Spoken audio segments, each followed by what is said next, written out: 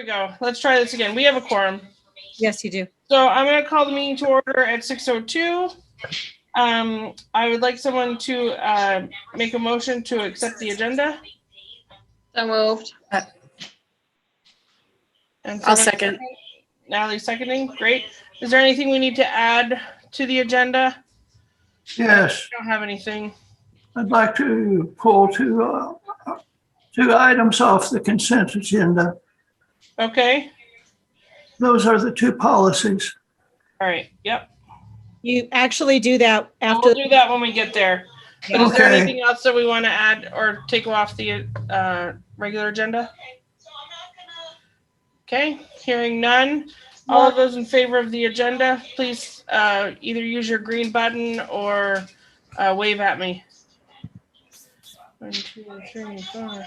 Look at that. Yeah, hi everyone. Okay, good. We've got an agenda. Thank you. Lori, Yes. can I ask if somebody's speaking to give their name, because there's so many people on this that I can't look at the document and look at the Zoom. Sure. Yes, we can absolutely do that. Thank you. Yep. Okay. Next item on our agenda is communications with parents, citizens, and staff. Does anybody here want? Yes, Barbara. I just was going to ask if people are not speaking, if they could mute their microphones. There's some background noise happening from somewhere. Yeah, sorry, my kid is in the middle of a meeting and that's her. So What's sorry. Never mind. Okay, thanks. So, okay. So, communications with parents, citizens, and staff. I know we've got some stuff on the agenda, but did anyone want to speak to us prior to us getting into the meat of our agenda tonight?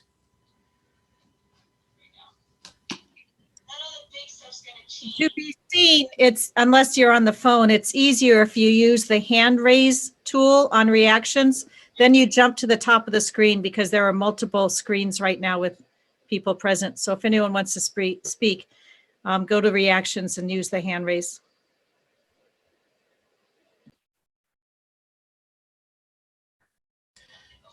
Okay, doesn't look like it. So we're going to move on. Consent agenda. Bill, you said you'd like to pull off the policies. Was there anything else anyone wanted to pull off? Okay, can I get someone to make a motion for the consent agenda minus the policies? So moved. Second. Okay. All of those that approve the consent agenda minus the policies, please give me a green hand or wave at me. Anybody opposed? Okay. Consent agenda passes. Okay, so to talk about the policies, I think it probably makes sense to take them one at a time. So the first one is policy GDR, non-union support personnel terms and conditions of employment. Can I get someone to make a motion? To what effect? To delete it or to move it forward? Or Any motion you want, Bill? Go ahead. I would like to recommend that we send this one back for clarification. And if you're ready, I can talk about it.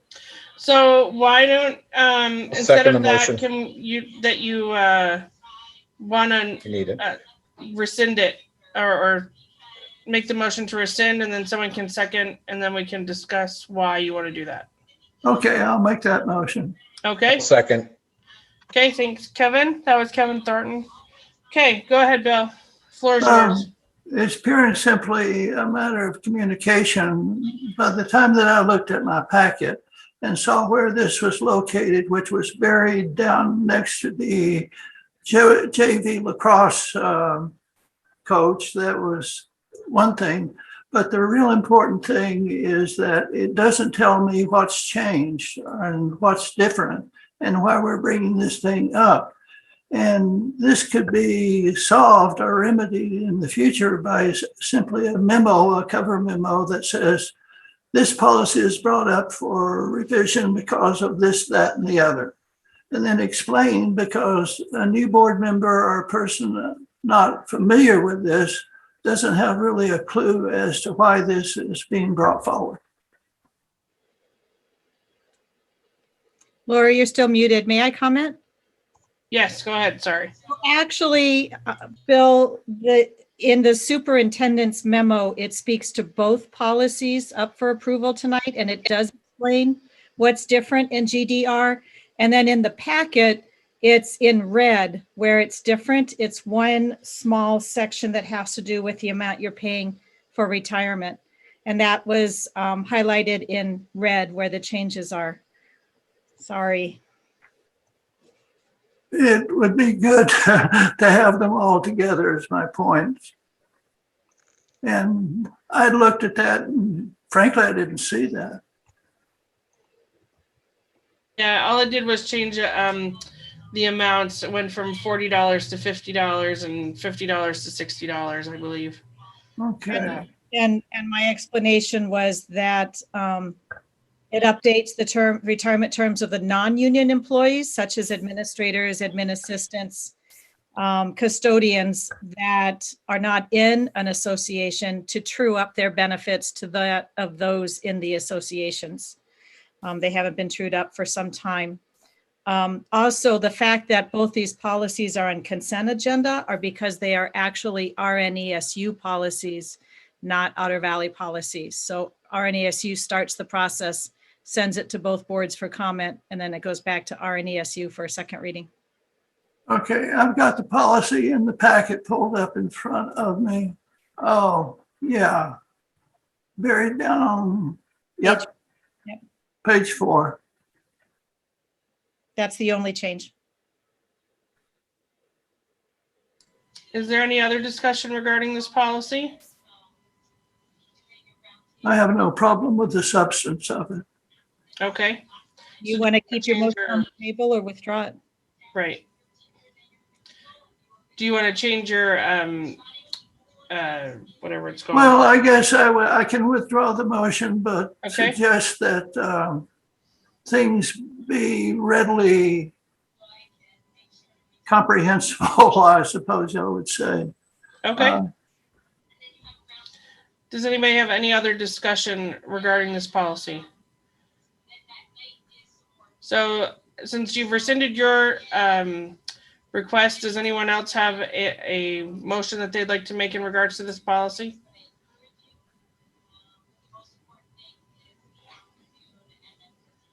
Not seeing anyone. I guess that means that we don't take action on this policy. It will still go back to RNESU with your comments. Okay. Great. Okay, we do need, so our next policy for comment is GEQ, RNESU equity policy. We do need a motion to start conversation. I will make that motion What motion? to start the conversation, I believe you said. Okay, to start, all right, so you made a motion to start the conversation. I'll second it. Okay. Discussion. Why? Yes, if you'd like me to start? Go ahead, Kevin.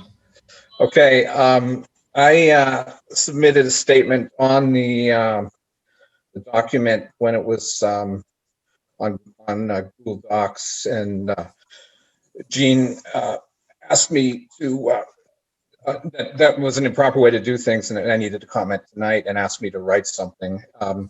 You got an earlier draft of that yesterday. She also suggested I read it. I've made some changes, so I'll just do that now, and I hope it isn't too long for everyone, if that's okay. All right. The proposed RNESU equity policy is deeply problematic and should not be approved. Its emphasis on, quote, culturally and historically marginalized, unquote, groups is uselessly vague and historically blind. Worse, it's highly likely to be divisive. I will indicate some of the main problems with it as briefly as possible. First, I take the superintendent's definition of, quote, culturally and historically marginalized, unquote, groups to be defined by race. Most of our supervisory unions' minority children are either native Vermonters or moved here when they were very young. Culturally, they differ from their peers very little, if at all. If we, by policy, presume that these children are deeply culturally different solely because of racial and ethnic appearance, we will be doing them grave harm, and I emphasize grave. Ask yourself if the adoption of this policy will make our still small number of minority children feel more or less comfortable in school, more or less self-conscious, more or less singled out. I think it's self-evident that they will. Then imagine as a thought exercise that we consider instituting the exact same policy regarding religious minorities. Would that be a good idea? And certainly if we're going to talk about culturally marginalized groups, you'd have to include Jews, for example. Okay, number 2, we have no one in the district qualified to institute the vast curricular changes this policy implies. Who in this district is qualified to talk about the lives of poor people in Mexico? Who is qualified to teach about the history of China? Let me remind you that Paul Gorski, the consultant the superintendent brought in to train the school board about racism against African Americans. Excuse me, I just lost my place.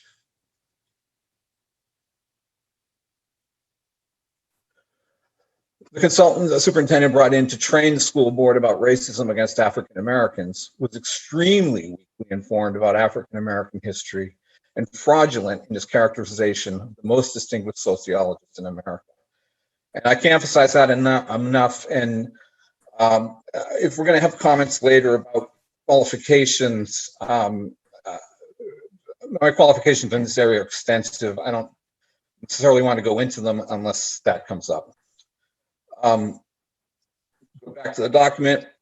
I have serious doubts that he, Dr. Gorski, had read Why We Can't Wait, the book of Martin Luther King Jr. that he quoted from in his PowerPoint presentation. If he had read it, he either did not understand it or deliberately distorted its message. If this is an example of the quality of training our teachers would receive to teach children, and I'm very much afraid that it is, then the board should have extremely grave reservations about instituting this policy. 3, this policy would make worse the inequity of class, which in my opinion is by far the most pressing social problem in our district. Let's face it, in effect, this policy would institute a program where one set of white people lecture another set of white people about their moral deficiencies. We would create the spectacle of college-educated adults instructing the working class and poor children of this district about their privilege when they have never been privileged a day in their lives. The self-regard and condescension inherent in this are breathtaking. The result would be more and well-earned hostility toward the schools and less participation from the people in our district whose kids can benefit the most from public education. This policy shows insufficient faith in America and in Vermont. In the last century, the most culturally and historically marginalized group in Rutland County were the Polish immigrant marble employees of the Vermont Marble Company. They were socially discriminated against and badly exploited economically. Yet I don't think Poles in our county worry about discrimination today. The reason is that, again, I'm quoting here, the historical injustices and inequalities that have helped shape our society, the superintendent alludes to, have been more than balanced by the openness and opportunity offered by our society. Surely we should teach our children about the greatness of the United States as well as its problems. This policy unknowingly echoes a distorted, wrong-headed, and divisive ideology rooted in the idea that the essential basis of our country is racism. The board should therefore permanently table this proposed policy. Thanks, Kevin Thornton, board member for Brandon. Thank you for the statement. Okay. Barry, you have a question? No, I didn't have a question. I had a couple of thoughts I'd like to share. Sure.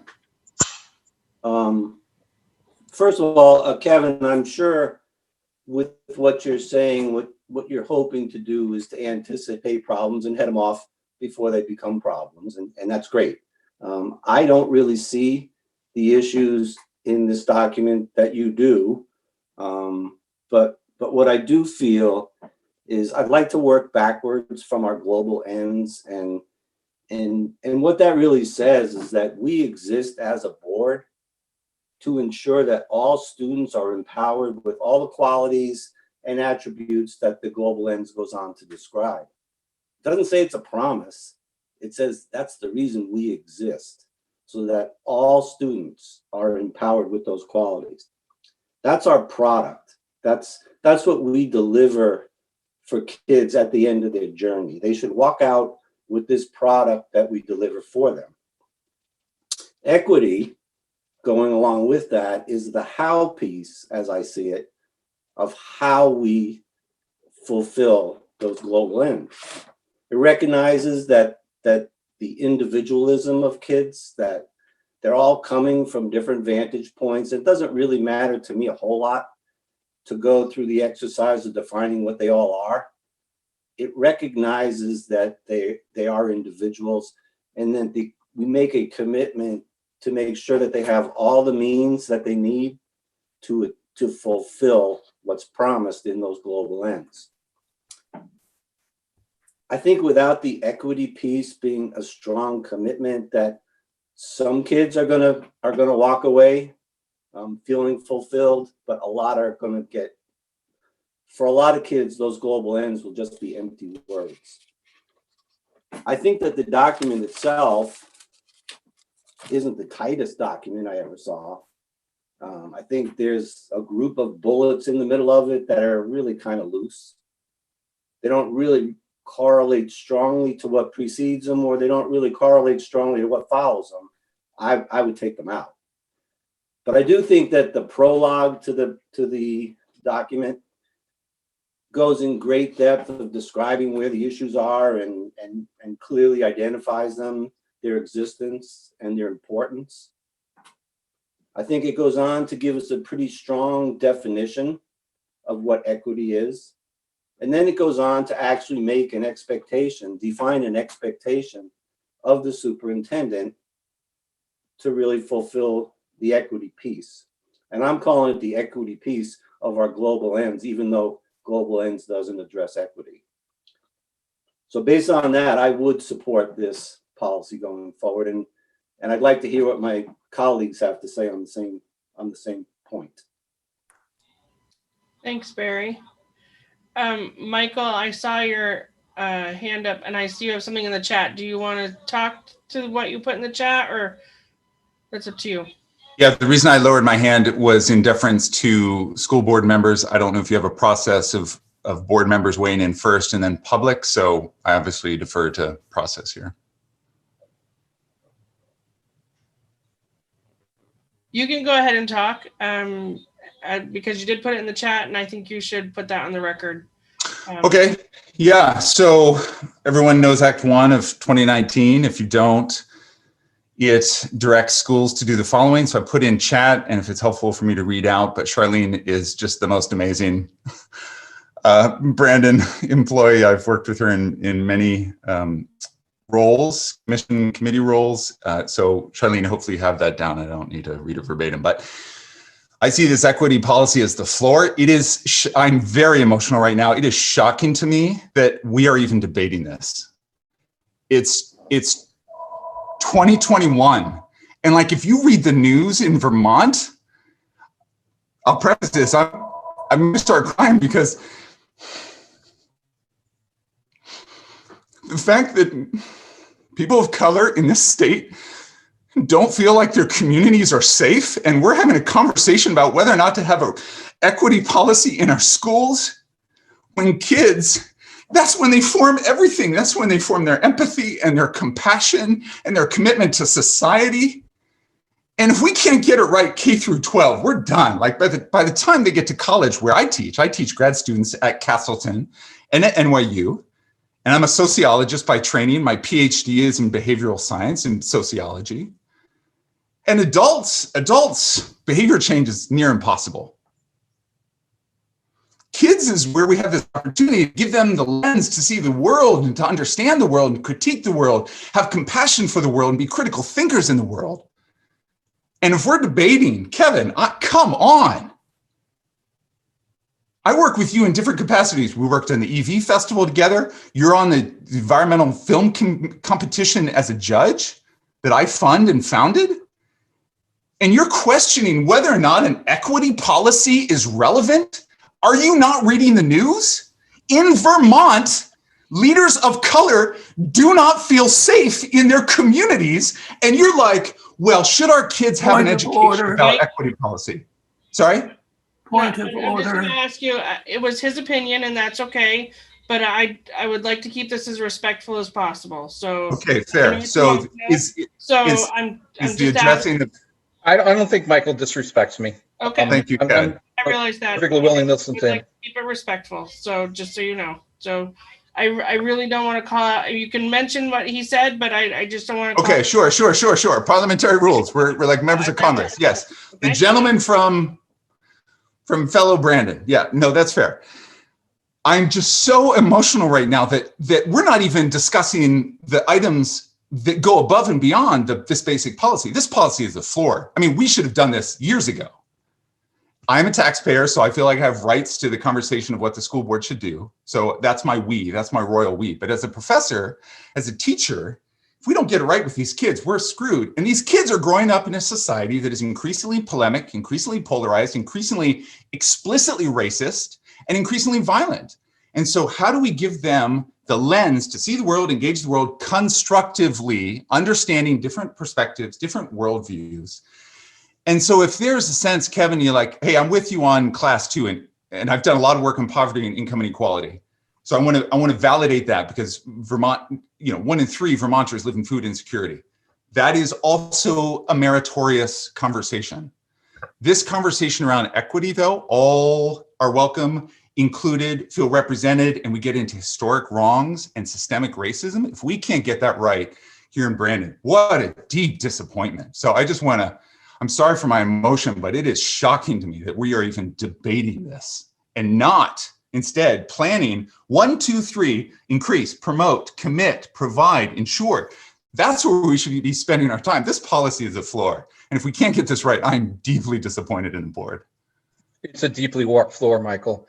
I can go into more detail about that, but I don't want to hog up the time. Well, I would like everyone to have a chance to speak. So Lynn, you have your hand up. Hi, I'm just going to speak to one particular point, because I don't think that people understand privilege the same ways. I had the experience of having several friends and family members here in Vermont. They're all people of color, and they all had bad experiences in Vermont in the last 2 years. And it speaks to me that we definitely have to have some education around issues of race and natural origin. My niece, who is Navajo, was asked several times what that meant, where she was from, was she American? And she was too tall to be an Indian. So she just had these weird, reactions to the fact she is a 6-foot woman, and her partner is a 6'3" man, and they are both Native American. And the other thing they were told by people here in Vermont was that Native Americans, how did people from Arizona and Native Americans know how to fish? Because they happen to be fishing here. They just had weird experiences that really showcased to me that we need a lot more education around issues of for people of color. Privileged, to my understanding, is I have never been asked ever, where am I from? Where are you really from? But I have a friend right here in Vermont who was born in California. Yes, she's a person of color. She's being asked, where are you from? Where are you really from? Here in Vermont. That just doesn't happen. So to me, white privilege is that nobody asks me questions like that. I don't have to worry if I'm pulled over by the police that somebody's going to assume that I stole my car. That also happens in Vermont. I don't, at least right now, live in a community where, because of the color of my skin, I don't feel safe. And I know that we have a sibling of somebody who lives here in town who is moving towns here in Vermont right now because of racial, threatened violence from white supremacists. And I was really, really concerned about Kaya Morris having to leave her job at the State House because of, again, threats. And so we're not doing a good job at educating. And I think the best way to educate families is to start with children. I don't know how else to do it, and to explain to everyone in Vermont that the United States is a country where everyone can live. We can live whether we come from California, Florida, or anything like that, and that all races and walks of life are welcome here, all religions, including Jews and just all people like that. I grew up in a very different world where people were extremely judgmental and people really excluded other. And it concerns me that in 2021, we're still doing it. We still talk about it. And we still act as if, I mean, I even had the experience here in Brandon where somebody said to me, go back to where you came from. I grew up less than 100 miles from here. What are they talking about? So we're, I think these are the kinds of microaggressions that cause all of us to think about privilege very differently. And to me, that's privilege, is somebody feeling like they belong and other doesn't, and that they have a right to ask you where you're from, who you are, and to give you opinions about your background that may or may not be accurate and are quite disturbing. So I think I've said enough. I hope it was clear. Thank you. Thanks. Oh, so I support this equity policy, but like Michael Shank said, I just think it's a floor. I think we've got a long, long, long way to go. Thanks. Great. I'm going to call on Julie next because she's been waiting the longest or has had her hand raised. Go ahead, Julie.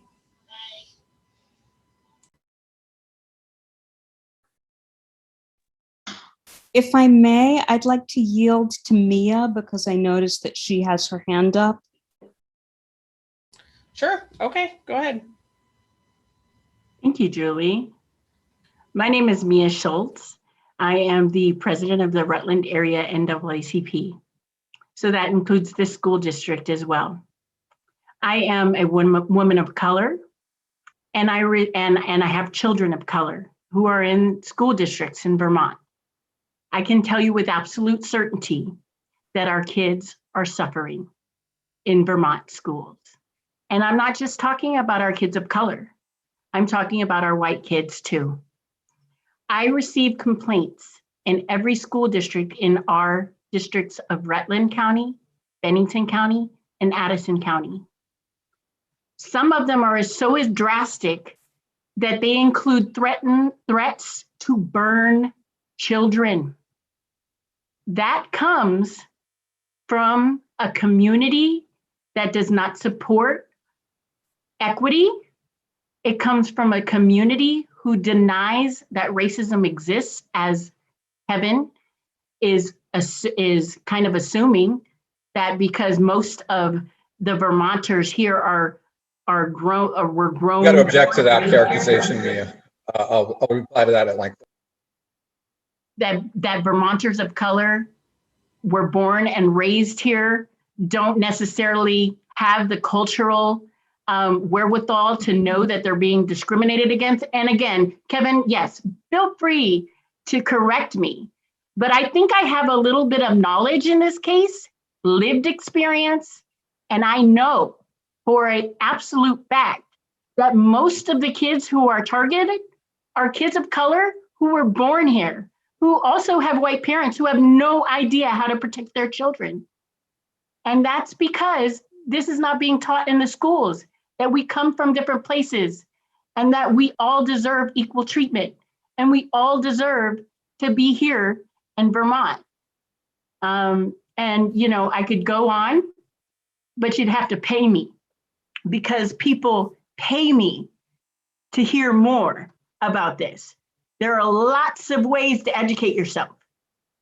And it's clear that education is needed to the adults in the room, not just the kids. And that's all I'll say. Thank you, Mia. So Julie, did you want to go now? Sure. I think what's vital for me to ask, as I read, I read your equity policy, and the first thing that came up for me was, are there any people of color anywhere? Are there Black or brown people participating in the drafting of this policy? Because one thing that's really important if you spend any time working within communities of color and striving to be an actual ally and an actual accomplice, as we say, to dismantling racism, you hear the phrase, nothing about us without us is for us. So when you draft a policy that is about equity for people of color, and there's no one of color present while that's happening, and you are not listening to those voices and listening to that lived experience, you're not doing something that is for the people that you're supposedly trying to support. So that's something that really needs looking at. I mean, yes, it's pretty normal to go into any meeting in Vermont and be overwhelmed by a sea of white faces. And, you know, I'm just another white lady as well. But the thing that I really want to say about that is there's got to be robust input from Black and brown people if you want an equity policy that has any legs, that has any teeth, and that has some real concrete and specific ways of being implemented. Like, I see your policy and I think a lot of hard work went into it, don't get me wrong. But on the other hand, it also looks like word salad because there's just not, I'm not seeing what does this look like on the ground? What do these words mean to anybody in this room? What is it going to look like for the kids when this is implemented? So, you know, not only do I want you to have this policy or have us to have this policy really here in Brandon and in all of Vermont, but I want it to be something that really has a shot at making a difference. And I think that's all I'm going to say for the moment. Thank you. Okay, Bill, you're next. Okay, first is I think there's probably more agreement here among the folks than what the rhetoric would indicate. I think this is something that we all basically agree on, and I would go so far as to say it's the number one problem in Vermont is equity, but I would say it probably in a little different fashion and probably a little bit stronger fashion than what the draft policy says. But going back to my earlier remark is, again, I could have been advantaged by having a little background on what Act 1 happened to be, what its requirements were, who was on the committee, what were they doing, what was their charge, things of that sort. So that background we could have used. And the thing that bothers me here is that we're really not dealing with the problem. Mia said word salad, and I think she's right. It has every kind of high-flown rhetorical piece of whatever that we would want, but that's not all there is to it.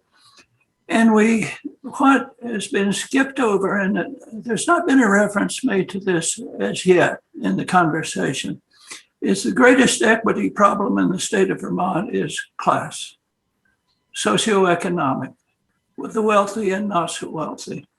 And that is where the discrimination is really happening, and we see it, and we don't do a great deal about it. Now, here's the word salad written at this level, and here's the level where things really happen to be. The thing is unless we're really willing to face up to dealing with the National Honor Society, vocational education, and other things in which we give classes, we track students and we put them into classes according to what is perceived as their ability. And this is a way of discrimination. And if we're going to deal with this issue, then I suggest that we really leap into it and we start looking at the ways in which we organize. Oh no. I think we lost Bill.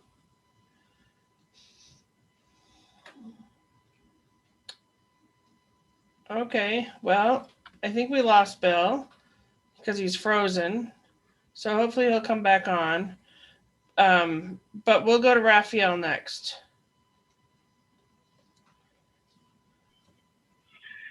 I am disturbed. I'm disturbed by the statement that was read earlier. And I'm disturbed by this notion that class is the problem.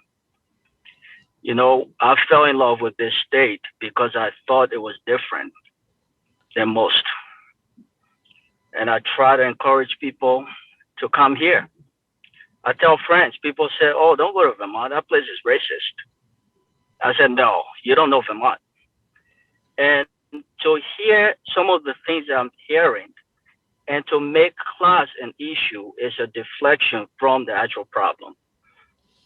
Because class hasn't always been the lead issue in America. Race has been the main issue. There's still a systemic issue with racism that stems from slavery that no one has confronted. We still have not solved that problem. We haven't solved that problem as a society.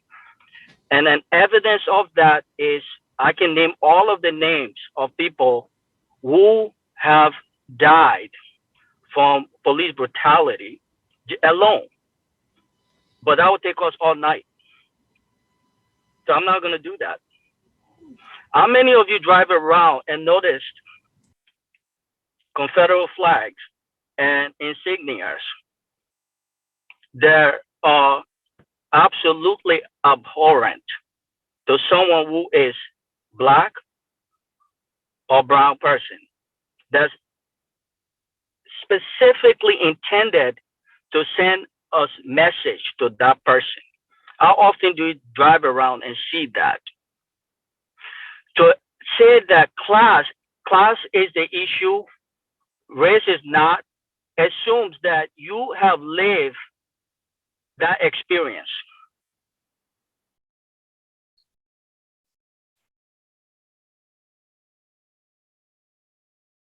Raphael, so you somehow cannot say. My experience is an experience that you can relate to. So that's disappointing. And I want to go back to what, I'm not going to say the name, but who spoke emotionally earlier was saying. And this is an embarrassment that if you cannot understand, try to understand these issues and accept that, yes, we got a problem, then we cannot solve it. We cannot fix it.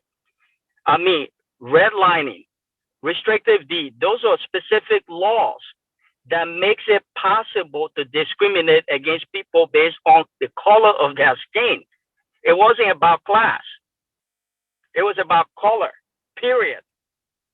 So we got to acknowledge that fact. Unless we start to acknowledge those things, we cannot solve these problems. We're just going to keep ending up in the same cycle. That's all I got to say. Thank you. Allie, I haven't heard from you yet. Go ahead. Great. I'll be quick. I do want to say it's great first step, thinking about an equity policy, but to have it as a standalone policy is problematic because then you're adding it as an additional thing and not something that's weaved into all of your other policies and everything else that's involved with, sorry, my dogs are probably going to start barking. And I also just want to mention that this, equity, I guess not so much equity, but racial, not even racial justice, just race is being taught in schools right now in Vermont, and it's being taught poorly. It's being taught in a way that harms a lot of Black and brown students already. And so to think that having an equity policy would somehow change this, it might actually make the teaching better and less problematic than it is currently. And, kids are already feeling singled out. Kids of color are already experiencing microaggressions in their community.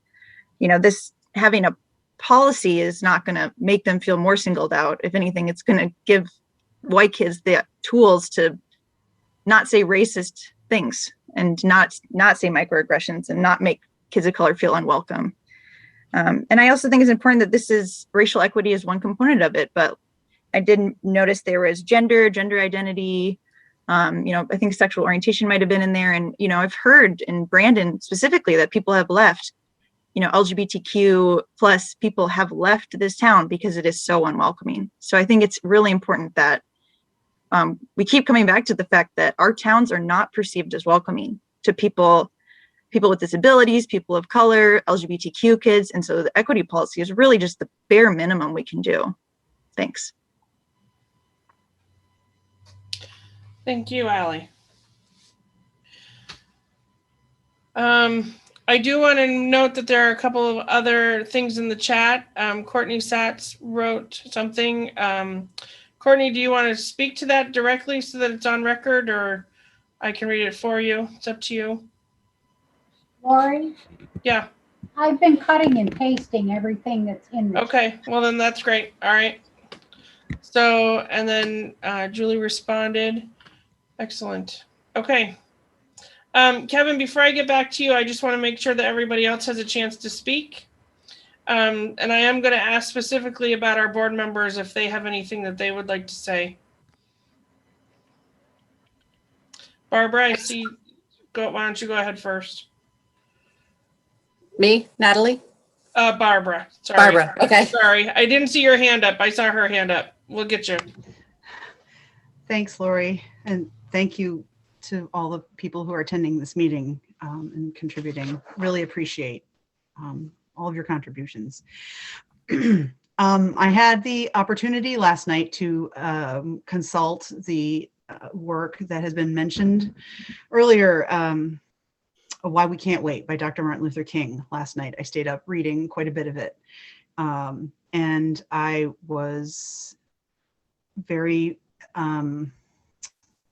discouraged to see, depending on how you look at it, that we haven't come nearly as far as we should have in the past nearly 60 years. But it was interesting to see how many of the efforts of the equity policy are supported by Dr. King's arguments in that work. And I kept finding passages to quote, and I wouldn't want to go on at length about that. But some of the things that did stand out to me have been alluded to previously, which is voting rights in this country are still under attack. And this is 60 years later. So things have not changed so much. And it's important to realize this. In fact, as I read this book, I thought, I will agree with Kevin that we should read this book, and we maybe want to read it as a board and talk about it, because it really is just brilliant. And as I think we all know, but I hadn't read it maybe since college, and I appreciated the opportunity to do it again. To this day, white supremacists, Southern governors, and I'm using some of the words directly out of the King's work, are attempting, quote, to interpose themselves between the people and the highest law of the land. In his work, he's discussing the Brown versus Board of Education Supreme Court decision and how many Southern states attempted to find loopholes so that Black students were not allowed to attend integrated schools.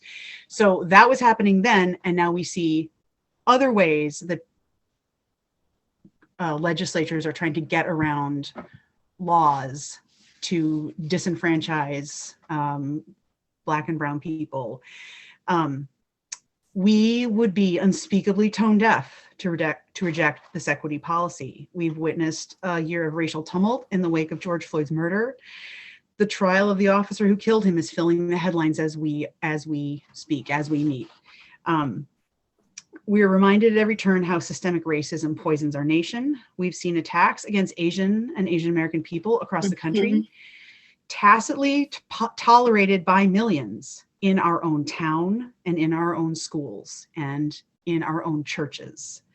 These times give us an opportunity to make change, to push forward with all deliberate speed. That, incidentally, was the wording in the Supreme Court decision, was that the change needed to move with all deliberate speed.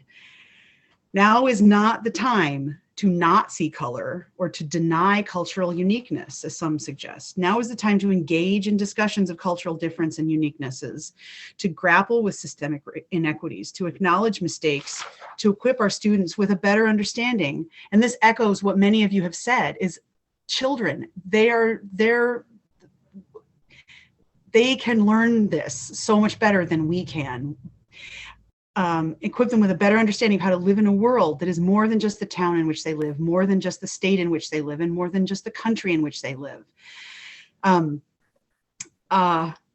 I was shocked at the notion that cultural difference ends or is erased when one joins the Society of White Vermonters. I disagree with that. I think that the question we should be asking ourselves is not if the adoption of this policy will make children feel more self-conscious. The question to ask ourselves is if we trust that the members of our school community care enough about all children to adhere to the policy without causing students to feel singled out and self-conscious. If we enact this policy and people use it as an excuse to single children out based on their ethnicity, race, class, etc., then we have failed, not by the policy, but by the trust we've placed in our community.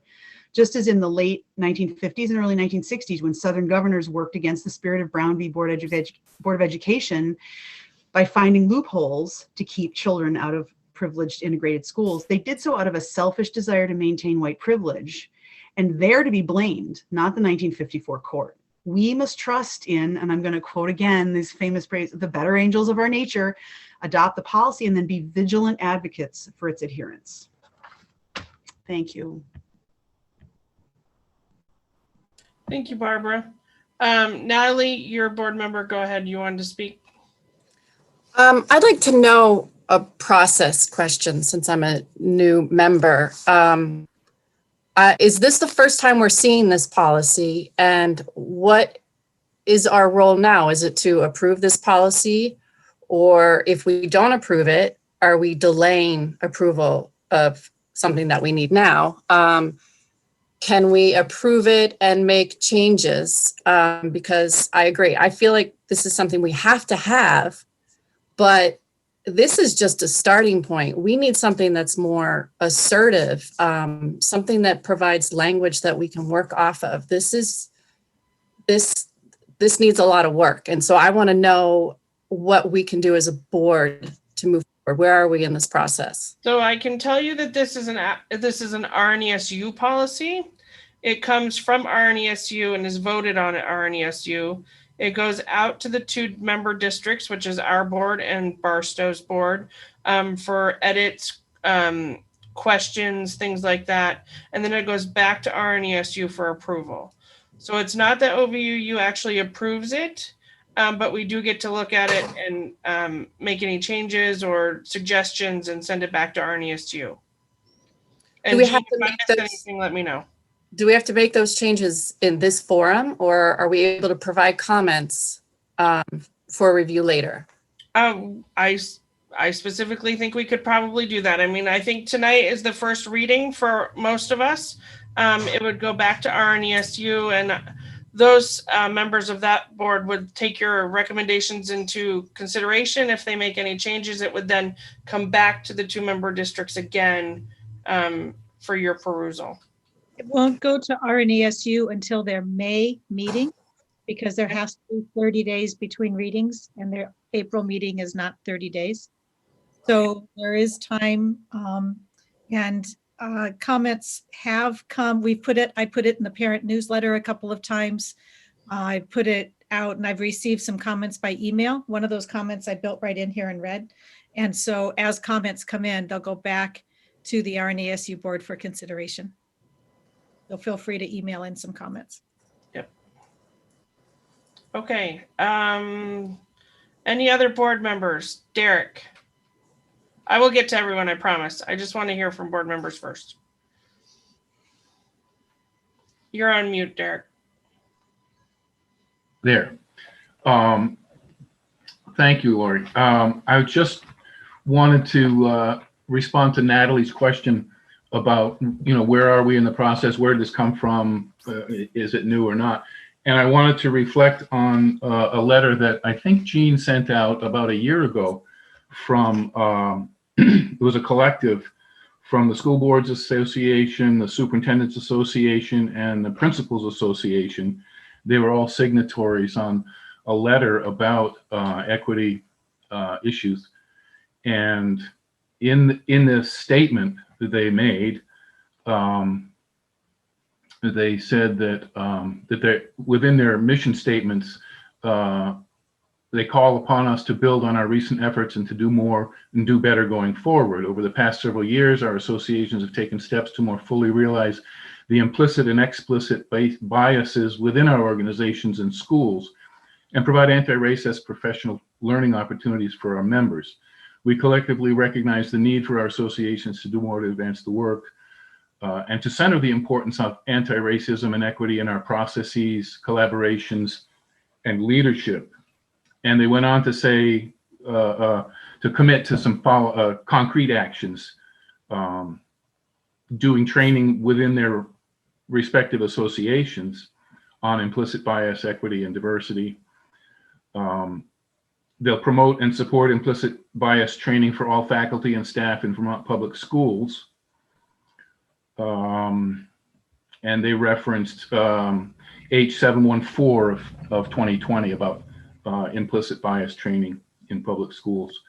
And then they also offer to and promote professional learning for school leaders and school board members that include, but not limited to, equity literacy, curriculum audits, review protocols for examining bias in school policies and procedures, culturally responsive instruction in school culture, student leadership and voice, and examining power and privilege in schools.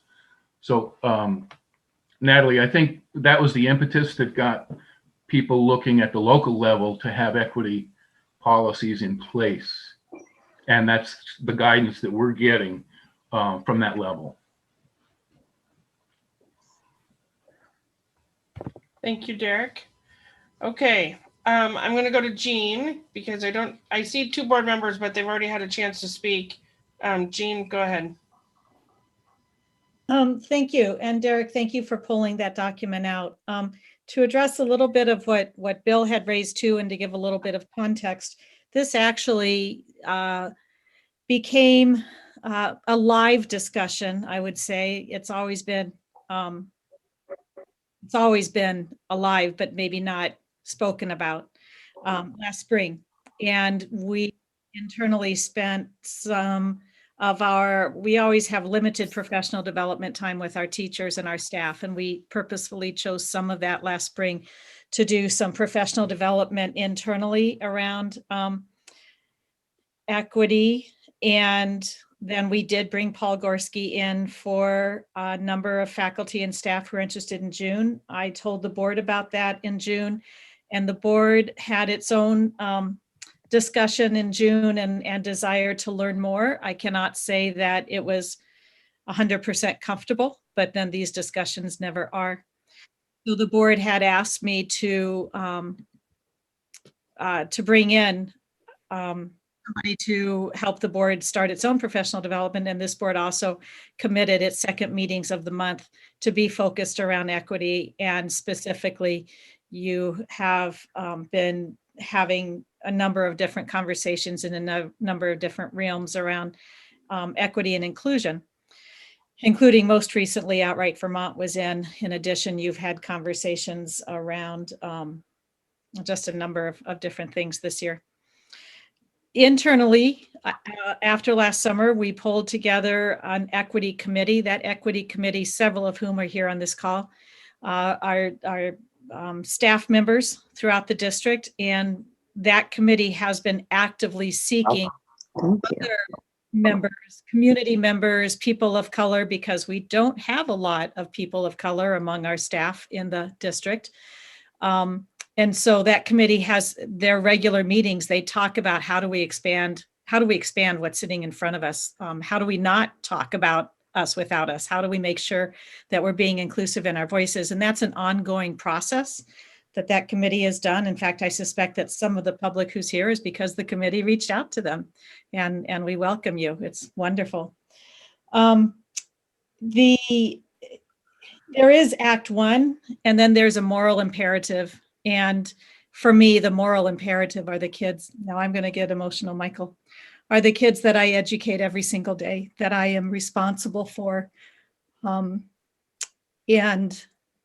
I have so appreciated working for a district who cares enough to have these really difficult conversations, who cares enough. I find tonight just so wonderful, as difficult as it is, because we are having these really difficult conversations. I have been keeping the board up along the way and the parent community up along the way. Can't promise if anyone's going to read what I write, but I do write it and I do put it out there. A lot of the feedback that I get when I do put the information out is either very sad or very heartwarming.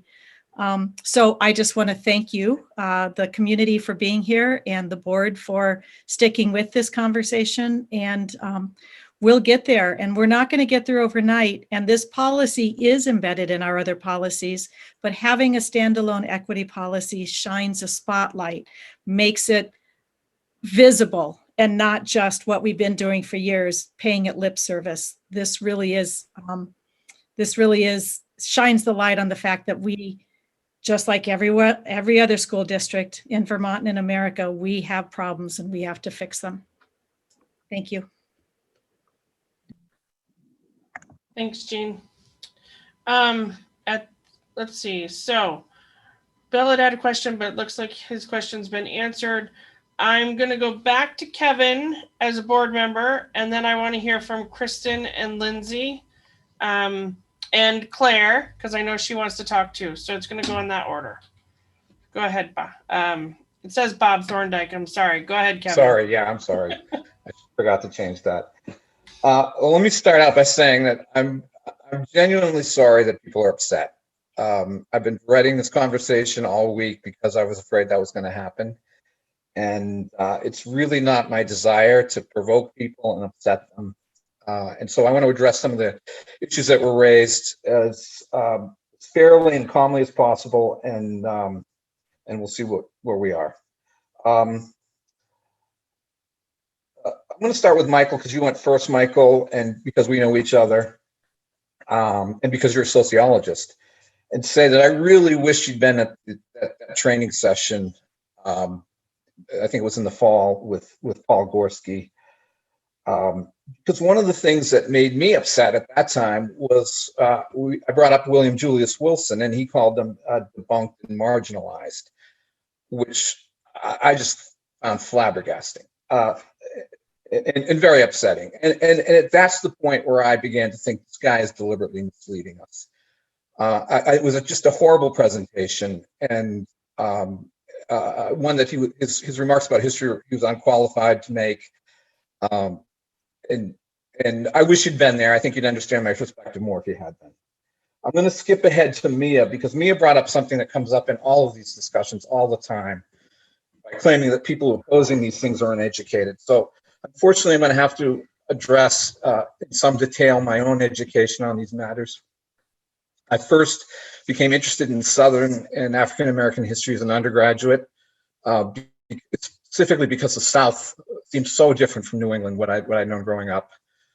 I studied as an undergrad under a professor named John Blasingame, who's one of the seminal authors about American slavery. He changed the historiography of American slavery single-handedly by emphasizing the most famous was called the slave community, and it emphasized the community that the enslaved were able to form. In the second semester of my junior year, that was the spring of 1980, I took a semester off, and I worked in Mississippi for the semester in the office of Governor William Winter. Winter was the Jimmy Carter of Mississippi, a really important figure and a wonderful man. And I learned a lot more about the South, and decided to get a graduate degree in Southern history. I got a master's degree in Southern history at the University of Virginia. My advisor there was a guy named Edward Ayers, Ayers. You should look him up. Ayers is probably the most prominent living Southern historian today. He's the winner of the Bancroft Prize, which is the historian's Oscar. I was his research assistant one of his research assistants on his first book, which was called Vengeance and Justice. It was a study of the among other things, the convict lease system in the South. It was published by the Oxford University Press. I got a PhD in American history, and I worked with this. By this time, my interest had changed more to 19th century history generally, but I worked with another Southern historian and a great intellect. His name had the same last name as I do, coincidentally, J. Mills Thornton.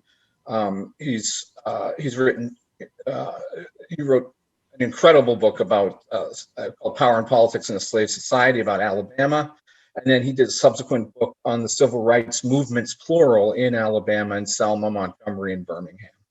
So that's the training that I had.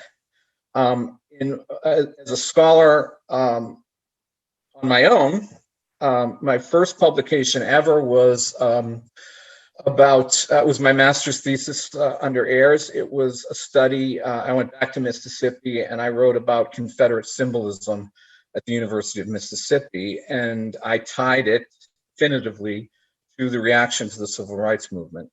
So to speak to something Raphael said, I know all about the Confederate flag. I'm I published that in 1986. So I was one of the first people in scholarly terms thinking and writing about the Confederate flag and its symbolism in America. I wrote it in 1983, the first draft. In more recent publications, I've written 2 articles about the first African-American student at the University of Vermont. It was very early in 1830. He was class of 1838. And he was a very important early abolitionist in America. And the only reason no one's heard of him is because he died very young. The first of those articles won the Vermont Historical Society's award for best article in a 2-year period. Excuse me. I understand if you want to ban me from this meeting, but I can't do this anymore. This is so an example of white male privilege that I can barely tolerate this crap. People of color have sat here and spoken to you. I don't give a damn how many degrees or how many people you sat with. You're still white. And if you can't accept racism as a fundamental piece here, you have no right to be around our children. Point of order. All right, okay. I understand. I accept it. It's enough. Yeah. I was just point of order. Stop. Kevin, I appreciate what you're trying to do, but I would ask that if you have a point to get to it, please, because we do. I think what I've been saying is the point that to say that this is a question of a lack of education or a lack of thought or a lack of consideration. I've been thinking about this stuff for 40 years. It's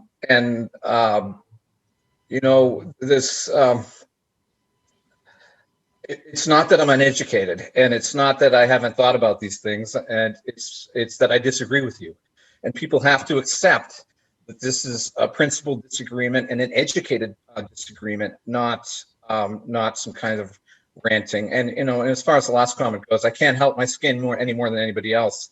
I'm talking about what I've learned, what I've thought about, what I've written about, what I understand. I could say more. I've written about abolitionism in Vermont and the role of women in abolitionism in Vermont.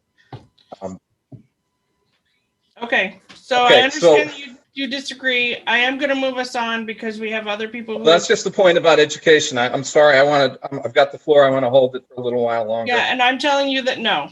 So we are moving on. Kristen, go ahead. Okay, I feel like I raised my hand a year ago, so I've kind of lost my train of thought a little. But in case you don't know me, I'm Kristen Hubert. I'm the Director of Curriculum for RNESU. I also happen to coordinate much of our district's equity efforts. So I just feel like I kind of want to frame where this policy work came from. And I raised my hand before Jean spoke, so I don't need to repeat what she said about our district equity group. But This policy is just one piece, one layer of the work that we know that we need to do. We're working, we just learned we get to partner with the Mid-Atlantic Equity Consortium to pursue an equity audit. We recognize that we probably want to do a series of listening tours with students, staff, and community members. The policy as written and proposed to the RNESU board was really crafted out of an effort from this group of individuals, which is a super diverse and representative group of staff, students, community members, community partners, to really just support classrooms where all students have equal opportunities to learn, to share their voice, and to work towards goals that are meaningful to them. Whether you recognize it, whether even I recognize it in our hallways or in our communities, we have to acknowledge that our students do witness and experience hate, discrimination, marginalization, or apathy based on a variety of identity markers. And you can dig into whether or not it's race, even if we have a conversation about it not being just about race.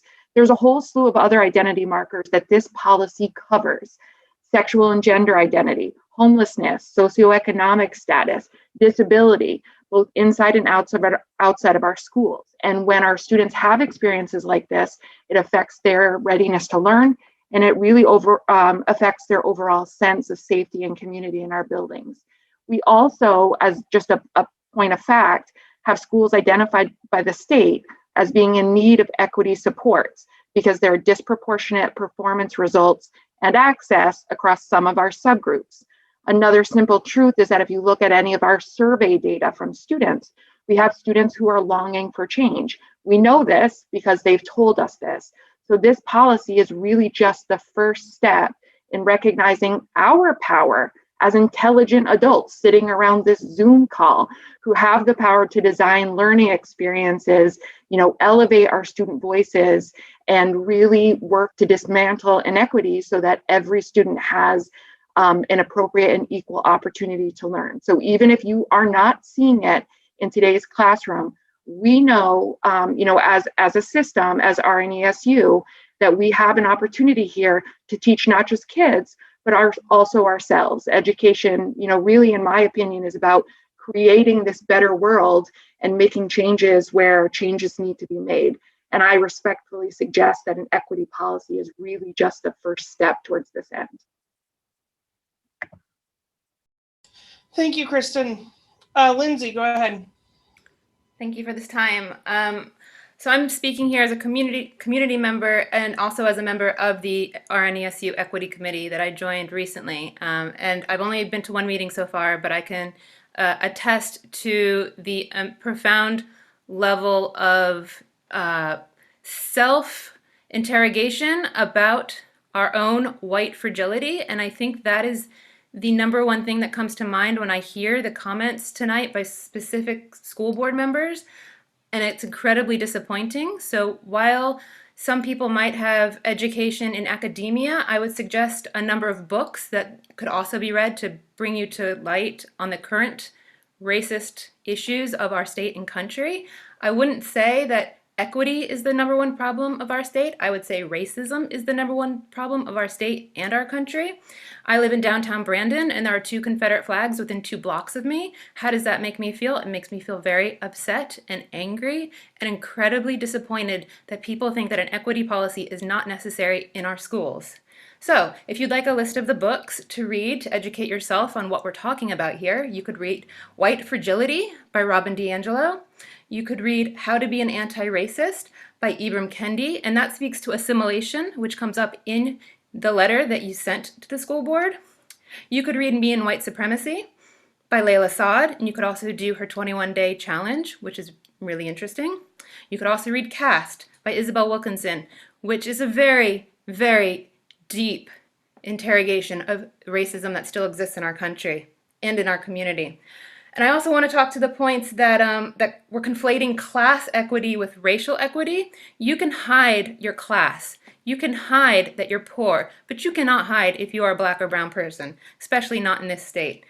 So thank you for listening, and I really appreciate this conversation's being had, and I really urge you all to think deeply about not taking on this policy. I fully support this policy. Thank you. Thank you. Claire, did you have anything else that you wanted to say? Yes, actually I do. This is not an easy topic of discussing racism and anti-racism and does it exist and is it about class? But with white folks involved, it always goes back to the beginning and to the baseline of 0. We have to prove racism exists. And I find it heartbreaking and a waste of time on some level when children are in the world now and need help and education and support from adults that are a little bit enlightened about racism. We are a caste society. Lindsay mentioned the book, read the book. It doesn't matter how many degrees anybody has. When somebody wants to pull that out and make that list of how educated they are and whose feet they sat at, it doesn't make them black or brown. And that's the bottom line. And we white folks don't get to decide what the experience is of people of color. We need to shut up and listen to the people who are living it and telling us if we want to go anywhere and do anything worthwhile. And I am not going to be polite about this. This angers me in this community. I've seen it before. I see it everywhere I go. And Vermont is not a happy place in terms of being a person of color or a woman, as a matter of fact. So you can have me back or not. I am not here to be polite. I'm here to speak the truth, cut through the crap, and get to making rules and policies that love kids and embrace one another. Thank you. Thank you. Okay, so we've heard from a lot of people. I think from my perspective, I think we need to talk more about the equity policy. I think we definitely need it. This is definitely a baseline. My recommendation is to send it back to RNESU and see what they have to say about it. And then that allows it to come back to us, although it won't come back to us for a while because we need 40 days between us and RNESU picking it back up again. So RNESU is not going to talk about it again until May. Is that correct, Jean? Okay, so we won't talk about it at the RNESU level until May. RNESU met a week late, March 28th. Right. So Yeah. their April meeting on the 21st is not 30 days after that one. Okay. So opportunity to keep talking. So the question, Eric, you have a question? Just a quick comment. Sure. The personal attacks against Kevin in the chat, I don't care for that at all. We're all adults here. We are here to have a discussion. A man or a woman or whatever you identify as is allowed to disagree, and he disagreed very respectfully. And in turn, he should have been treated with said respect. My 2 cents. Thank you. I agree. Thanks, Eric. So, okay. So as far as this policy is concerned, we do have a motion on the floor to approve it. What is, are you ready to go to vote or do you, okay, so let's go to vote. So all of those that approve sending it back to RNESU, who I'm sure will work on this, please press your green button. I am not going to take waves this time because I want to see actual stuff. So if you don't know how to do that, because we have some new folks, if you go to, I believe it's if you go to participants, at the bottom, there's a opportunity to hit yes or no, red or green. Sorry, can I ask for clarification? Because I got confused there about. Yeah, I confused the vote. myself. So, but the idea is that we will approve this policy right now, but I think when we go back to RNESU, RNESU needs to have additional conversation around this and maybe do some additional work on it. Right, so you're sending comments back to RNESU. Yeah. Sorry. Yes. I have a Charlene. question. It's not the motion. I just want to, bring it to your attention that the actual motion made by Bill and seconded by Kevin was to start the conversation of policy. So Oh, that's true. It was, wasn't it? Excellent. if you're going to make another motion or if you're No. going to approve that motion. So why don't we just approve that? Well, so that is the motion on the floor. is to have the discussion, which we did. So I guess we've all approved that. Very good. So the question is do we want to send it back to RNESU with suggestions? Do we want to think about this some more? What is it that the board wants to do? I'd move that we send it back to RNESU with a list of the concerns that have been raised and Okay. ask for their clarification and addressing these issues. And the concerns that have been raised will be in the minutes? Is that sufficient? That's sufficient for me. Okay. I think we should be clear on what the issues are, because I don't really know that I know what the issues are. I'm happy with approving it now, but I don't know now. The whole conversation back and forth, I have no idea what we're sending it back for RNSU to do. Well, one thing, Angela, is we haven't defined who marginally oppressed peoples are. It's undefined in the policy statement. So, you know, it's a wide variety of possibilities for interpreting that. Okay. I understand that. So that's a good one. Anything else? Frankly, I think it needs to be tightened up a great deal. And I think that issues such as the difference between equity and whatever else we might use as, well, socioeconomics came in there. That's something that really needs to be addressed or clarified. Lori, I had mentioned earlier that I actually like the document as a document because of the format that it's in. However, I felt as though right in the middle of the document, there's a string of bullets there that really don't correlate to anything as a document. They're just a bunch of run-on phrases and the thoughts. I think there's not even a sentence amongst them. So I really thought that they lend the document to a lot of, I don't know, misinterpretation perhaps, because they're really just a bunch of thoughts that don't really direct anything. So I would suggest to remove those, and that the format of the rest of the document, I think, is fine. Oh, Natalie? I think we should also have more assertive language, like including shalls. RNESU shall do this, or so that's not just fluff. Okay. So right now what we're doing is creating that list that we're going to send back to RNESU with suggestions. Is that what we're doing? Okay. Yep. Excellent. Any other suggestions for the RNESU board in regards to the equity policy?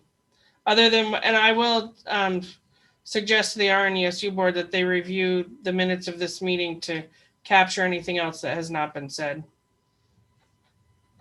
currently. Anything else? Okay, hearing none, we will send this back to RNESU with those suggestions. And thank you everyone for your comments. I appreciate it. Okay, so it is now 7:21. It is now time for our presentation of Otter Valley Proficiency-Based Learning by Mr. Avery and Mr. Crane. So I will turn it over to the two of you. Good evening, everybody. And Jim, are you there? I can't see you. I'm here, Brian. Okay. I'm here.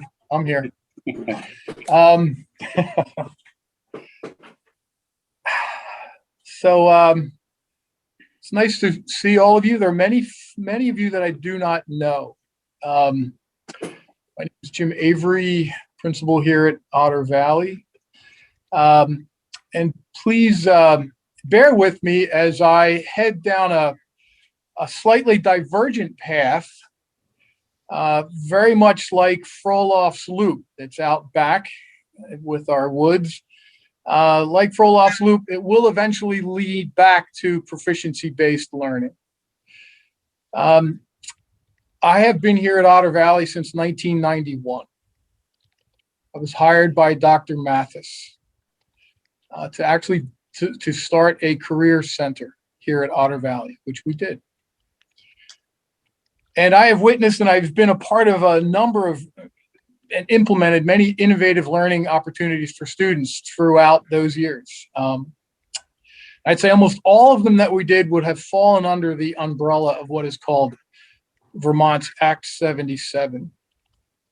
And Otter Valley's journey towards proficiency-based learning, flexible pathways, personal learning plans, which are the 3 pillars of Act 77, they began long before the enactment of the Act in 2013.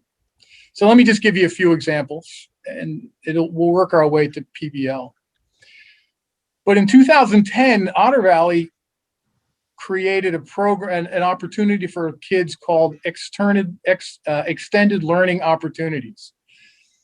And this was a way in which students could actually design an in-depth exploration of an area of their interest and align it with at the time, the Vermont standards, now proficiencies, and demonstrate their understanding of the topic through a presentation of their learning.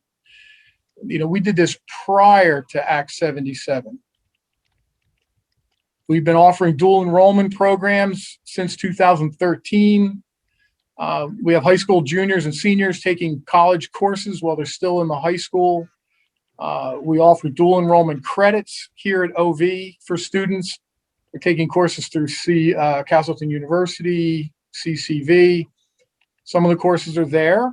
Some of the courses here at Otter Valley actually earn dual enrollment credits. We've been offering online courses through the Vermont Virtual Learning Cooperative since 2012. We have an early college. We have students, seniors who are taking their last high school year while at college and earning a full year of college credit. And they're doing that at CCV, Castleton University, and Vermont VTC, Vermont Technical College. We have internships and work-based learning. And then we also have the amazing Moose Lamoose Center, which I won't get into that. Gene, they should be their own presentation to the board. For the new board members here who have not understood or don't know the depth of what's happening in the Moose Lamoose Center, that they should have their own presentation. So all of those things contribute to ways in which students can demonstrate proficiency in skills. And our movement towards the PBL also started long ago, and we've moved cautiously. Some would probably say too cautiously. And we've had various fits and starts with our work. And our thinking, and the R is the educational leaders in the building, the department chairs, the administration, the curriculum coordinators we've had over the time. Our thinking was we did not want to do any harm. And we wanted to do what was right for how it fit Otter Valley. And we've been working with various consultants from the Maine's Great Schools Partnership. We really made significant progress working towards identifying content proficiencies, performance indicators, learning targets, identifying transferable skills. But then I'm going to tell you the fall of 2019 hit Otter Valley. And then March of 2020 hit Otter Valley. And we became a school that, like all the schools in the state, were pivoting quickly, acting nimbly, responding to the ever-changing landscape of a pandemic.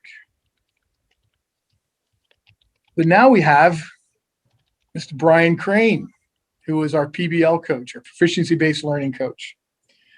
And I have to tell you, in the midst of this pandemic, we began having conversations about how we can revitalize our work around the implementation of proficiency-based learning at Otter Valley.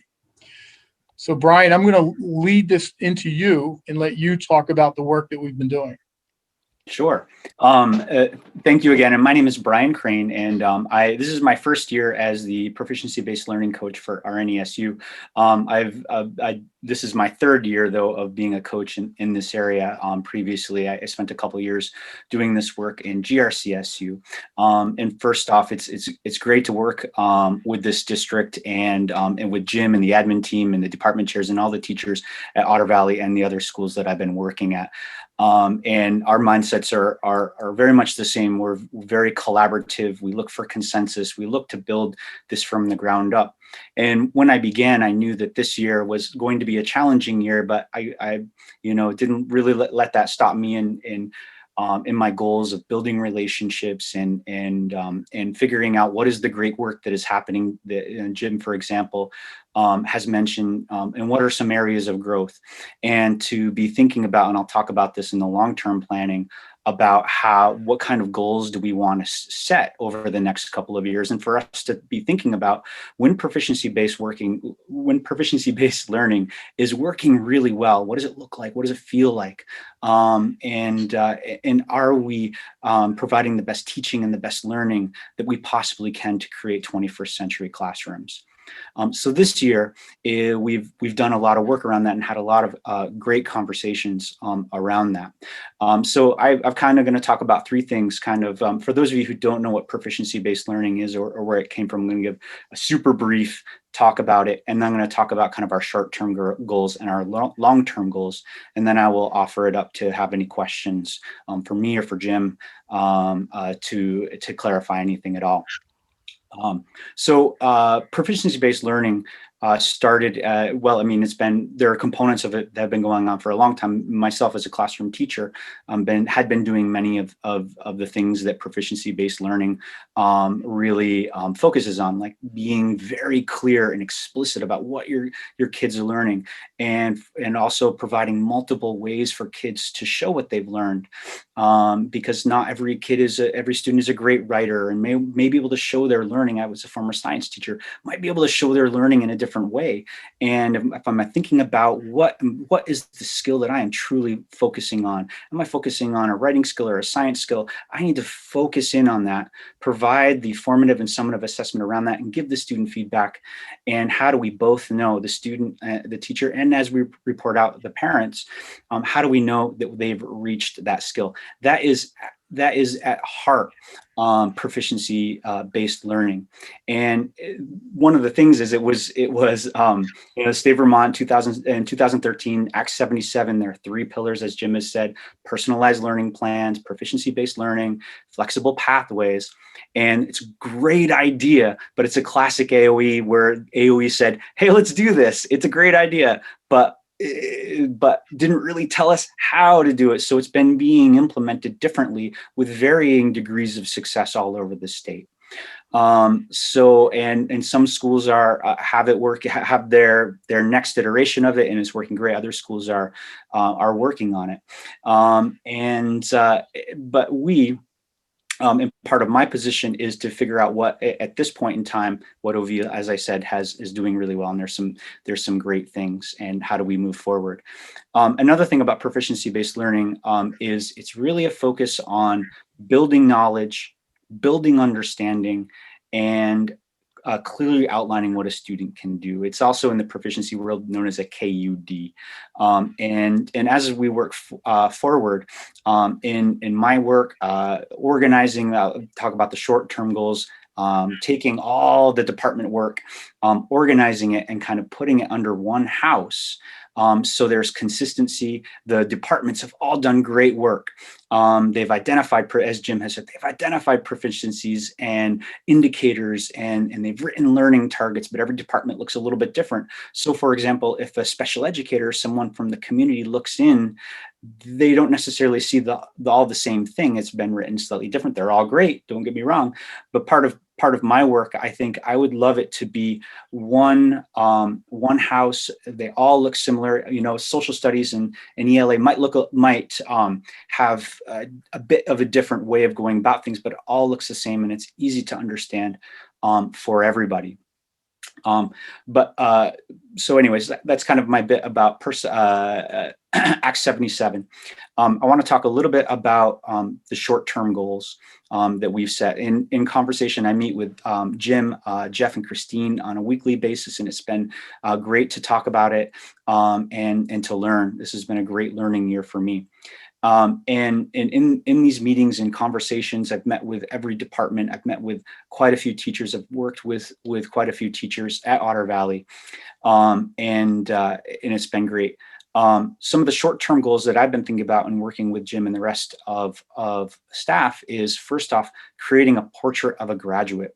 That's been something that we've been working really hard on over the last 2 months or so, is creating a document. And there is a 2006 version of this, which is a great document. It's 4 different categories about what do we want our students to be able to do, what kind of people what kind of citizens do we want them to be as they walk across that stage as seniors. And this portrait of a graduate outlines that, and it's a reflection of our community, our values, our students. And I like to think of it as a guiding document. And this document will help us set our goals and reflect upon our programming, our teaching and our learning, and so on and so forth as we move forward and we set kind of those long-term goals. And that work is underway, and we spent some time on it. Kind of related to that is this came from the Great Schools Partnership. So we took quite a look at some of the goals that the Great Schools Partnership has made as last year or the year before, and creating a leadership, not creating, a lot of these systems were already in place, but I like to call it nurturing the leadership team, which consists of department chairs and admins and middle school team leaders, getting them together and to meet certain goals. And the first goal, well, we did a couple different things this year. We created an Edmentum schedule that really worked that really helped to raise, and I talked a lot about this at the last meeting about Edmentum, is Otter Valley, as a team, we were able to create a schedule to increase the number of students that were taking it, and as well as improve the data that we were getting from this diagnostic testing. That was part of the leadership team's work, and also this work around the portrait of a graduate as well. I mean, if you're curious about what a portrait of a graduate looks like in general, the state of Vermont on the DOE website has a model exemplar one. Windsor has one. There's quite a few floating around, and we've been working hard on one as well. So that leadership team, as I see it moving forward, is a great place for us to collaborate, and then those teacher leaders essentially go to their departments, and the work can move forward from them through them, and all voices of the professional staff get heard, and eventually solicit voices from the students as well on some of these things, because student input is really important. I've already talked about collecting and organizing all the proficiencies and indicators and creating a house for that. I think that's super important. And finally, at this moment in time, I would love by the end of this year for us to have a kind of a multi-year plan to based on some backwards designing, to identify goals and milestones as we move forward in this, taking into account as we think about things like credit recovery and that sort of thing. How can we use this to kind of support the needs at Otter Valley, and for us to start planning that out? And I think where we're going, and Jim and I have talked a lot about, when we end this plan, for example, what are some things that we would like to see? What is PBL? What would it look like? So one of the things I like to focus on, and we've talked a lot about this, is really improving teaching and learning, a focus on teaching and learning. And that can include things like improving assessment literacy, really exploring and using effectively the relationship between formative and summative assessment. That's a huge component of proficiency-based learning. Utilizing transferable skills as well in every classroom. So these transferable skills are something that I feel very strongly about. These are the skills that transcend content, that we think about our students that are leaving into career or college. They could change careers several times, but these transferable skills are the things, collaboration, communication, things that they will use no matter what they do. And they're what employers are actually really looking for. So really, and if we can use them and pair them with our content proficiencies, I think it can be very effective. Helping teachers explicitly communicate those learning goals and intentions to their students. I think you should be able to walk into a room and every student in the room should be able to tell you what they're learning and how they're going to be assessed on it. And that kind of clarity really helps the quality of the learning. And this is already happening in many, many classrooms, but we just want to continue to nurture this. We also want to separate behavior from the skill. And this is usually done in many departments have already created these things called habits of work. But we want to know that the skill in writing, we don't necessarily, we want to separate that. Was the assignment handed in late? There should be a reflection of that, but we don't want the most brilliant piece of writing to be, to get a very low score because it wasn't necessarily handed in on time. We want to be able to separate that so we can truly understand the skill. And we also want to increase personalization and increase the opportunities to show learning. And I'm already talking with a lot of departments about setting goals around some of these things so we can get the work moving forward. And so that's kind of where we're going with all this. I want to say it is a collaborative effort. We're all working together and having discussions about how to effectively do this. How do we do it that is in the best interest of our students and their learning? Jim, what I missed there? I spoke awful fast. I think you covered a lot of ground there, Brian. I think that the emphasis at Otter Valley has been on the teaching and the learning. Frequently, what we saw early on in the implementation of the proficiency-based learning was people went to their reporting, and it became proficiency-based reporting. And that was one of the reasons we moved slowly, because we wanted to focus on the learning that's going. How is this impacting what's happening within teaching and learning within a classroom? And much of it, you would say, is really good teaching in practice. Is what you're seeing. There's a clarity of what's being taught. There's solid formative assessments happening with the students. There's great feedback back and forth. This is really good, solid teaching. And so it puts those parameters into place. We chose very early on not to get hung up on the reporting end of it, which is what I think stalled a great deal of work for people. And anyway. So I think, Brian, that emphasized that we've really emphasized the learning part. And interestingly enough, the last consultant we had from the Great Schools Partnership, that was his take, was really focus on how does this work improve teaching and learning. Absolutely. So I did make a little slideshow, but that's okay. Are there that's I was looking for the slideshow, Brian. It's okay.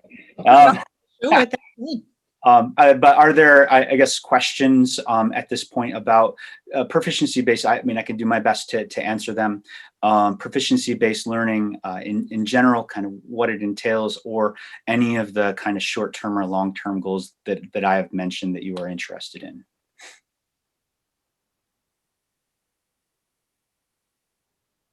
Kevin, go ahead. Thanks, Brian. Thank you for doing, and Jim, thank you for doing this work. It's difficult, and I'm sure it can be frustrating. A couple of thoughts I jotted down as you were speaking, Brian. One is that the internet has changed the world so much, and it's changed the way kids react with the world so much. And I think we're still going through it, and we don't quite grasp that yet. And I think it makes your job much more difficult. The other two things that I would like to add is that I think with kids, particularly with teenagers, there's a real distinction between interests and necessarily what they're supposed to be learning. That there are kids you think, what's going on with this kid? They don't seem to be thinking about anything. But if you stumble upon something that a student finds interesting, then you discover, oh, she's quite eloquent about what she's interested in and what she wants to pursue. She knows a lot about what she's been thinking about. This is great. And bridging the gap between what they're interested in and what we need to teach them is, I think, an extremely difficult task, and I applaud you for making the attempt. And then the last observation I'd have is that the portrait of the graduate, I think that's probably an exercise. Maybe it's a helpful exercise, but I don't think the portrait is really going to be that helpful because they're so different. And maybe you should be thinking about goals and milestones within disciplines as opposed to goals and milestones overall, because what the English teachers want them to leave knowing and what the health teacher wants them to leave knowing are going to be different, and trying to create a single definition may not work. Just a thought. And thanks, Laurie. That's all I have to say. I appreciate that, Kevin.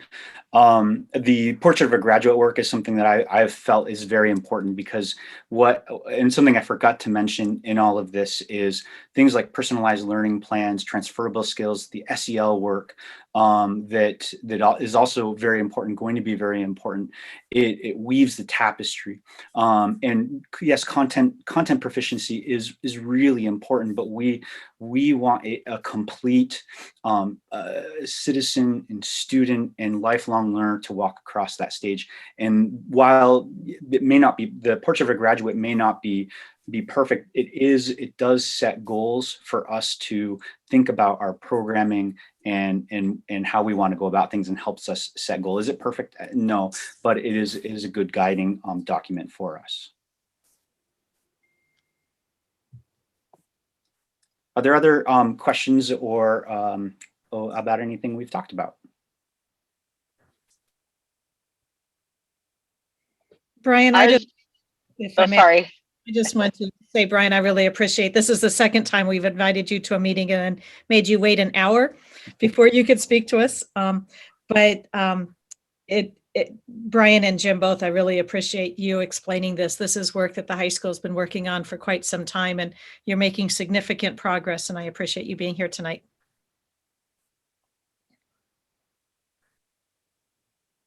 Yes, thank you.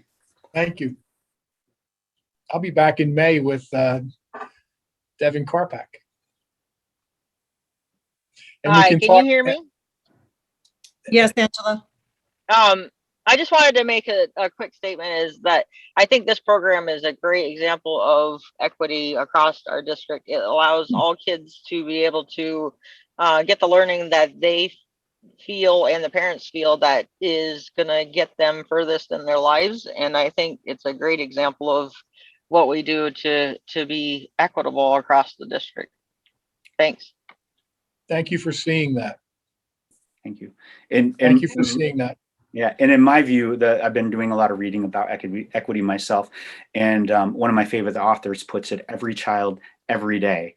And that's her definition of equity. It's very simplistic, but I very much I like how that fits into my brain. And proficiency-based learning is part of weaving that tapestry, and has components of equity in it that when it's well done, they are there.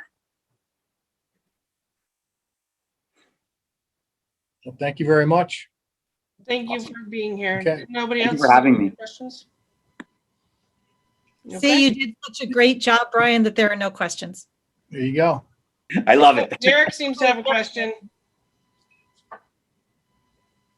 Just one question. You had mentioned, Mr. Crane, that you had a slideshow that perhaps we could get forwarded to us. Yep. Good idea. Absolutely. And Jim has a copy of it. I can share a copy with Gina. I don't know how to get in, but I would love for you to see that. And please email me with, if you have any questions or clarifying questions or concerns with it, please reach out to me. Thank you. Thank you. Okay, so we are getting pretty late. We've got 15 minutes left before our meeting ends. We will,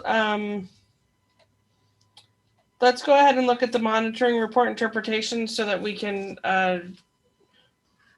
that is only, it's your interpretations. It's not the full report. Hopefully you've had a chance to read it prior to the meeting. It is on 2.6, which is asset protection. Does anybody have any questions for Jean on her interpretations as to the policy?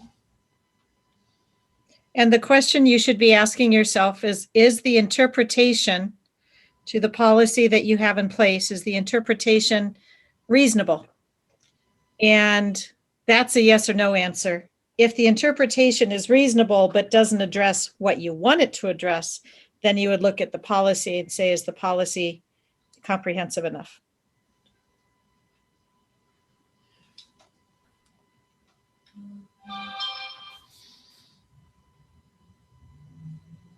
Next meeting, I would bring you evidence of the interpretation.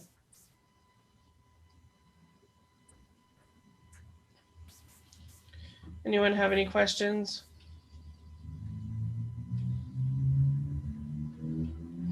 Okay, it doesn't appear so. I guess you're all set with your interpretations the way they are. We'll look forward to seeing the evidence at our next meeting, or in May, not the next meeting. Okay, governance process. I am making the election to forego doing our monitoring report for 4.1 as we will run out of time. Please remember that our next meeting is April 21st, and our professional development topic is on school facilities. I think we all need to come with questions, really think about the way our facilities are right now, and questions about those facilities and about how we could maybe better use them or whatnot. But that will be the start of a discussion. It will not, we'll have more discussions than that one, but it's definitely one that we need to have, especially since we have a building empty currently. Moving on, you want to do a superintendent's report, Jean? Sure, I'll do it very briefly. Again, back to the policies, the superintendent's report is where I try to provide you background on any information that's in the packet. So hopefully you have a chance to read that and can ask questions as well. I did share with the board my thinking on the increasing in-person learning this weekend. And then the board also received a copy of my memo that went to parents and staff today. So I can answer any questions on that. I do want to give you an update because it's fresh off the press, and so you don't have it in writing. But as you know from previous packets, we have been working on the water issue at Lester, and we just got word that our site investigation plan was submitted to the state and came back approved. And so we will start the site investigation phase of the water project next week while we're on vacation. And this site work includes gathering soil samples, drilling test wells, and doing well water testing. And so no water will be available next week. So we're asking people to stay out of the building. We did notify the town as well. When the state feels that they have enough information from the site investigation, we then are going to prepare an alternatives analysis for state approval, which could make us eligible to request state funding to pay for the analysis and carry out the plan. So we're moving along in the process. Again, the entire process at Lester could well take us into next spring, 2022. And so we are making plans to continue to provide water and lunch for probably another school year at Lester, but it's something that has to be done. I did forget to ask you to approve a new hire that I was just able to interview this morning, and I meant to walk on to consent agenda. So if I may ask you, just because I like to lock down the people during hiring season as soon as I can, I'd like to ask you to approve the hiring of a PE teacher at Lothrop. Nicole Roy is her name, and she is currently there as a floating sub and helping out this year. Master's degree in elementary education, has been the rec director in Pittsford for quite some time, and has been working on her PE endorsement, which she basically has all the requirements done. She's just waiting for the state to give the stamp of approval. And so I'd like to ask if you don't mind stepping out of consent agenda, I should have brought it there. I make a motion to approve that hire. I'll second that. Okay, any discussion? Hearing none, all of those that approve Nicole Roy as the new PE teacher at Lothrop, signify by your green button or red for no. Thank you. Okay, thanks. And then there is one other thing. A NESU staff member has asked if, with the leaving of their principal, if they could name a space at NESU School in her honor. And I just wanted to run that by the board to see if you had any concerns about that. I do not see anything in the policies that would be against it. So I just want to ask you if I may pursue that, or if you want more discussion. I think it's a nice idea. That's a great idea. Bill, what did you say? There's been a precedent for that, so I don't see any problem with it. That was my question. Do we have a naming policy of some kind? We do not. We